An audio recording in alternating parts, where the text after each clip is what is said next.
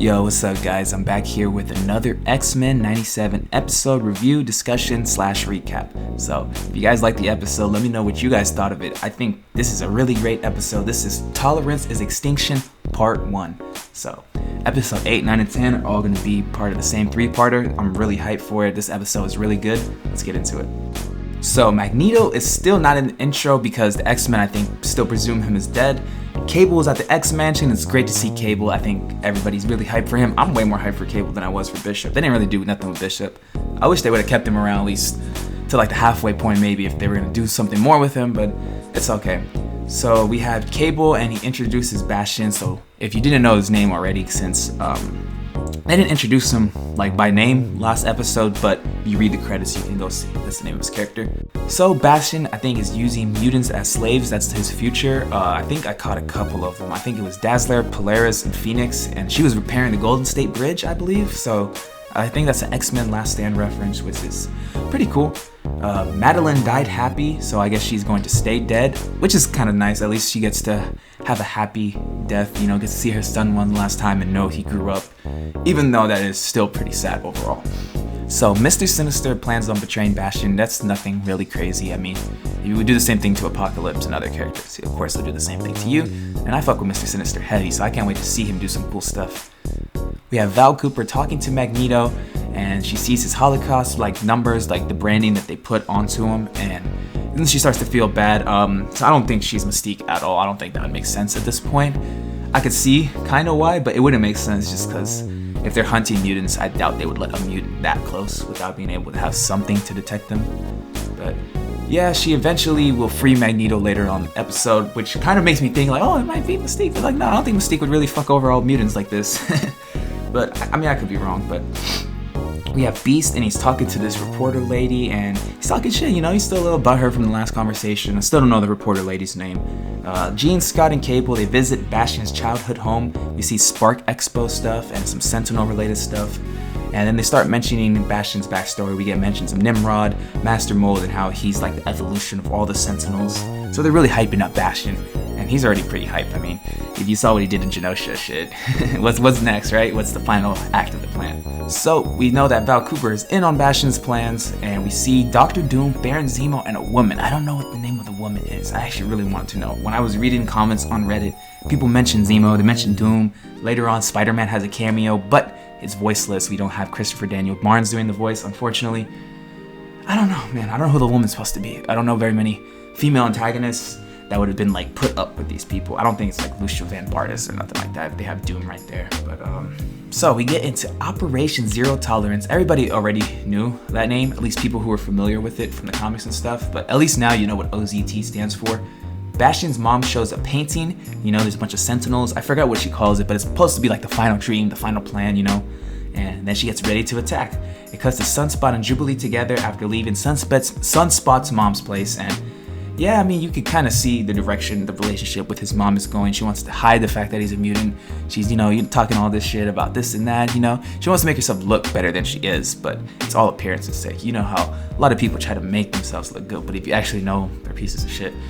So everybody turns into Sentinels and attacks. We have Sunspot and Jubilee. They're at like the mall together. Jubilee makes some mall references because, you know, she grew up there. And we get, I forget the name of the guy. I think it's one of Sunspot's like butlers or type of, you know, service staff. And he, you know, turns into a Sentinel and then attacks them and stuff. We have Bastion's mom attacking Cable, Scott, and Jean. And then we have a bunch just randomly everywhere. I don't think I saw any children as Sentinels, but I remember seeing a family. It was like a mom and dad and like 2 kids. I think both the parents turned to Sentinels, so that's pretty scary for those kids, at least. So we have the mansion, everyone's fighting. Beast was talking to the reporter lady. She turns into a Sentinel, and then he gets like flung around and shit. And then Morph turns into the Juggernaut to fight the news reporter lady, Sentinel. He gets flung into Nightcrawler, and then swords fall in front of him, which is an awesome moment because you know that means Nightcrawler is going to get those swords and do some cool shit. So we have some great lines throughout the episode. I think the lady said, "Why resist the inevitable?" And then Wolverine says, "Lady, I got 6 reasons why." Nightcrawler comes in and he says 9. So it's a pretty badass moment. It shows he has a lot of love for Rogue and their relationship. We'll talk about it earlier on in the episode because they don't really get to expand on it in the original series as far as I remember. But Mystique is Nightcrawler's biological mother in Rogue's adopted mother, so they are pretty tied. Even if Nightcrawler wasn't raised and Rogue was, they still have that Mystique tie. So Jubilee is running away from all of the Sentinels. She's complaining about not being able to fly. She jumps off of like a roof. I don't know what her plan was. I think she wanted to use her like abilities to kind of like boost her over, but that didn't work. Sunspot flies and saves Jubilee. Jean buckles Cable in, which is pretty cute. It's like a little mommy moment, even though it's not her son, but I'm sure eventually she'll grow to see him as something similar, since Madeline's a clone of her. That's such an awkward situation, because she said that's not my blood, but like, that kind of is your blood, but let's get into it. Mr. Sinister reports that Val let Magneto go, so that was the only thing that made me possibly think it was Mystique, like working deep underground, but that doesn't make sense at all. I mean, they would have been whacked her. She was a mutant. Some of their technologies would have noticed. I don't know. Maybe they're saving that for later, but later on, when Bastion has her, and he's like, you know what I'm saying, he's getting ready, he's talking shit like, oh, Magneto, it don't even matter, the plan's already in motion, and then she says, Magneto was right, and we just see Magneto lay out all the Sentinels, and yeah, man, we get some cool cameos. So we had Spider-Man, he didn't speak, Silver Samurai, Omega Red, and I think that was it besides the Doctor Doom and Zemo stuff earlier. And we got the Toni, the Stark Expo reference stuff, which is nice. We don't get to see Iron Man, but we still know that he's in this universe. So Magneto saves everybody, but in doing so, it's pretty much declaring war against humanity since, well, I mean, I don't know. I guess you can call it declaring war. He kind of had a war started on him, but you know, it is what it is. Most people are probably not going to see it that way. And the way this episode ends, Professor X finally comes back. I was wondering when he was going to come back, just specifically because you have 3 episodes left, right, in the season. When do you bring in Storm? When do you bring in Professor X? See, I thought Professor X would have been brought in last, or even at the finale of the season, and I thought Storm would have been in a lot earlier, but I guess not. I don't think it makes it too big of a difference, but they definitely want to spread it out and make Storm's gap from being a part of the X-Men, you know, a little bit longer. And I don't think I saw her in the credits intro either, so that's another thing. So, she was going to be back, they probably would have added her in there. Unless they're going to wait until she's added back in, and in the following episode add her back to the intro. I don't know, but they know Magneto's alive now, so I doubt we're going to see him in the intro. It's probably going to just be like, oh no, he's back to being a villain, so he ain't in this fucking team.